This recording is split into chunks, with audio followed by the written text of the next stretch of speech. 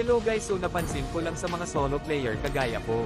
Matataas ang matches nila pero hindi naman gaano kataasan ang win rate. Yung tipong mataas ang matches sa isang hero. Yung win rate naman nasa 50% pataas to 60%. Yung iba nga nasa 40% pa. Nakakahiya na kasi madalas sila yung malinis nila. Pero sila yung literal na sinasaliguhan ko. Ito na lang ang isipin sa isang solo player. Para kang isang sundalo na pupunta sa isang giyera na hindi mo alam kung mananalo pa. Yun yung player na mas pipiliin gamitin ang main hero nila para lang buhatin ang mga dark system.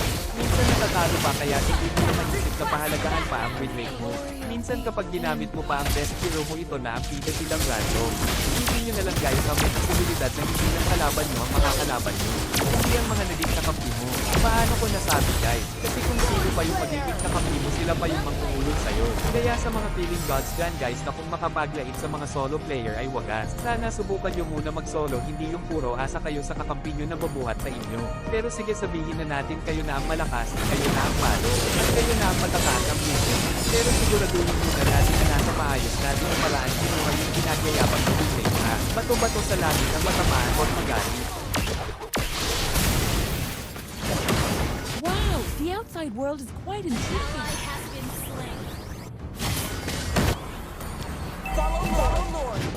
Follow Lord.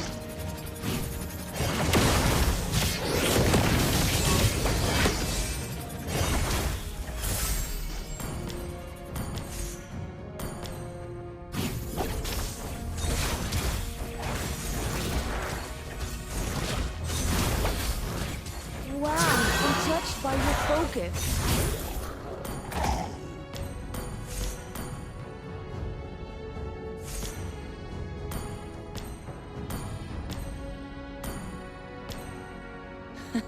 You can't catch me.